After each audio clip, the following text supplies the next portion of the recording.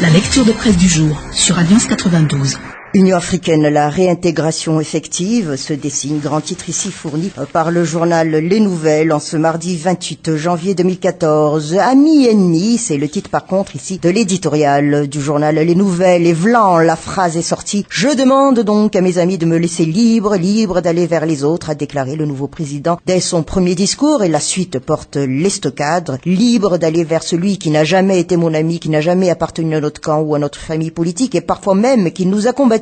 Car, quand il s'agit de Madagascar, il n'y a plus de camp. Voilà donc des phrases qui, au-delà des polémiques, restent gravées dans la mémoire collective. Et jamais un président malgache n'a été aussi assoiffé de liberté, qui plus est, face à ses amis, une démarche lourde de sens qui pourrait aussi bien donner de l'espoir aux uns qu'éteindre leurs ardeurs aux autres, nous dit ici, dès son introduction, l'éditorialiste du journal Les Nouvelles. Car, selon les autres, ou plus précisément donc les amis, à qui il a demandé de lui laisser les coups des franches, qui lui attribue cette responsabilité de choisir d'ailleurs, argumente encore ici l'éditorialiste, l'on ne sait tous que les présidents de la République qui se sont succédés ont toujours été entourés, ce qui ne les pas souvent empêché de verser dans des dérives. Ainsi, question posée, est-ce que les amis n'ont pas été à la hauteur ou est-ce qu'ils n'ont pas été écoutés? Il est vrai que lorsqu'il y a des amis qui vous veulent du bien, il y en a également qui veulent le contraire, et comme le disait un analyste politique américain, on ne peut pas mettre dans un même panier une colombe et un faucon, car au final, il y en a toujours un qui s'en mord les doigts.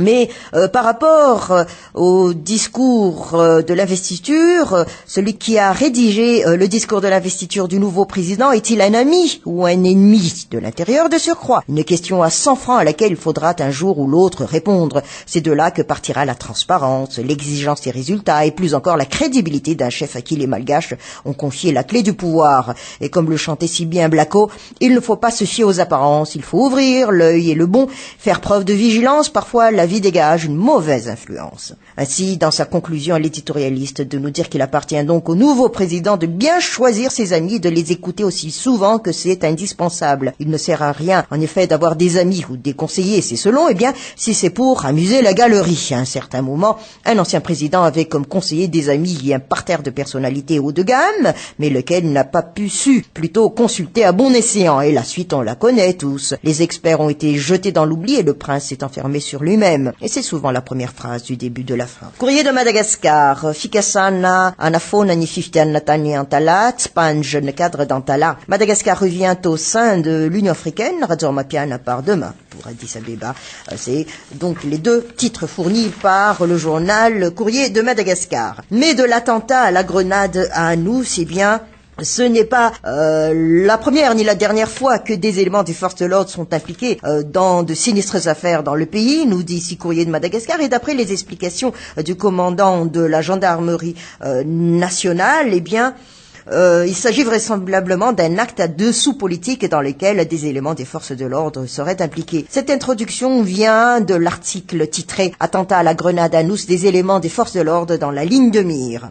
Ainsi, je cite, les auteurs de cet acte ont utilisé une grenade offensive qui est similaire à celle qui a explosé il y a quelques mois dans l'enceinte de la propriété du président de la CES. Il y a également des dessous politiques dans cette affaire. Les enquêtes suivent leur cours actuellement, mais nous sommes déjà en mesure de dire que des éléments des forces de l'ordre sont probablement impliqués dans cette affaire. Toutefois, il n'y aura pas d'état d'âme, qu'ils soient des éléments des forces de l'ordre ou de simples civils. Tous les criminels seront poursuivis par la loi. Les auteurs de cet acte seront arrêtés coûte que coûte. Fin de citation. Voilà donc ce qu'a fait ici le commandant de la gendarmerie nationale.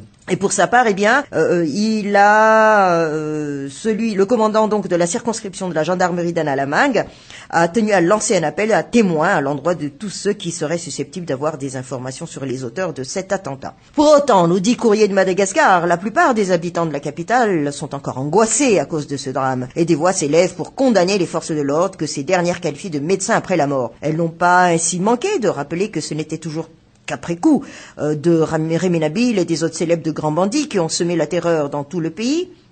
Comme ici à Courrier de Madagascar de nous citer entre autres Rémy Nabil, vol de la couronne de Ranaval, bombe au NASA électronique, etc., que des dispositifs avaient été pris, ce pour quelques jours seulement, après quoi tout revient comme d'habitude, c'est-à-dire que le peuple est laissé pour compte et doit faire face à la situation tout seul. Pourtant, la grande famille de l'armée malgache compte le plus grand nombre d'officiers supérieurs, alors qu'on met à l'épreuve ces nombreuses étoilées, déclare-t-on, nous dit ici Courrier de Madagascar. La vérité, Union africaine, levée de sanctions pour 109 personnalités malgaches, et Radzormapian, visite de travail à Tuléar, de grands titres également, fournis par le journal. Mais du financement du FED, il faut attendre la formation du gouvernement. Le titre ici, le journal. Bénéficiera pas à l'heure actuelle. Il n'est pas encore dit si Madagascar pourra profiter du 11e Fonds européen de développement au FED qui couvre la période 2014 à 2020. En effet, nous explique ici donc cet article du journal La Vérité. En ce qui concerne le FED, Léonidas Tesapsidis avait déclaré il y a quelques semaines qu'il faudra attendre donc la mise en place des diverses institutions avant une éventuelle considération de la reprise de la coopération entre l'Union européenne et Madagascar. Une position qui n'a pas évolué d'un iota, nous fait part ici le journal La Vérité, puisque samedi dernier, en marge de la cérémonie d'investiture, Léonidas Tesapsidis de réaffirmer qu'il fallait attendre la formation d'un nouveau gouvernement pour pouvoir commencer les discussions. Et pour cela, explique le chef de la délégation de l'Union européenne à Madagascar, il faudra attendre la proclamation des résultats officiels des élections législatives qui définira officiellement la composition de l'Assemblée nationale et partant la nomination du Premier ministre, lequel sera chargé de la mise en place du nouveau gouvernement. Et ce sera à partir de ce moment-là que l'Union européenne et le gouvernement malgache pourront entamer les discussions autour du retour des financements du FED.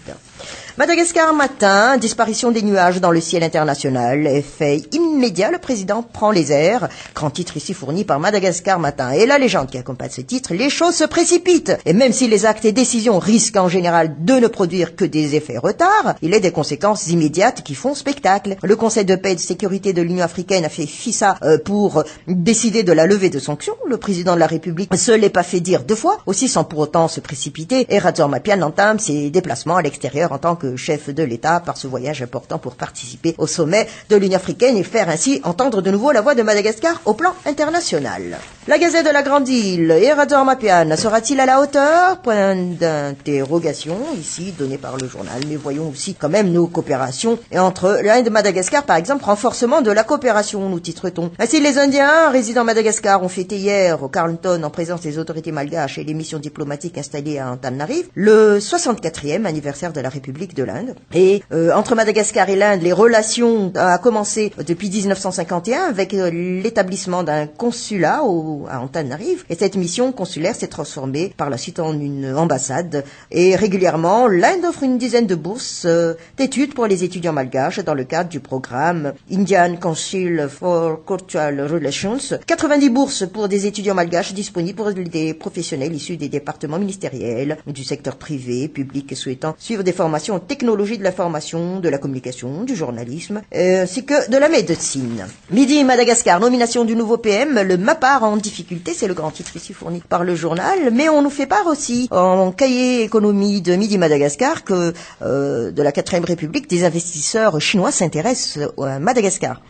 Ainsi, des investisseurs étrangers se sont impatientés de voir la fin de la crise au pays et cette investiture a mis fin à leurs attentes et certains d'entre eux ont fait même le déplacement à Tanarive pour assister à la cérémonie de samedi dernier. Et c'est le cas par exemple d'un couple chinois qui a figuré parmi les VIP du nouveau président de la République durant son investiture. Ce couple, nous dit ici Midi Madagascar, envisagerait d'investir dans plusieurs projets de grande envergure dans la Grande Île. Après le retour à la normalité constitutionnelle, Madagascar a plus que jamais besoin des investissements directs étranger, l'IDE, pour relancer donc son économie laminée par la crise politique de 2009. L'Express de Madagascar, États-Unis et Union européenne, gouvernement démocratique contre levée des sanctions, grand titre ici fourni, et la légende qui accompagne ce titre, alors que l'Union africaine a levé hier les sanctions qu'elle a infligées à Madagascar depuis 5 ans, certains pays préfèrent attendre avant d'en faire autant. C'est le cas des États-Unis, dont le chargé d'affaires Eric Young a déclaré que son pays attend l'avènement d'un gouvernement démocratique pour y procéder. Il en va de même pour l'Union européenne.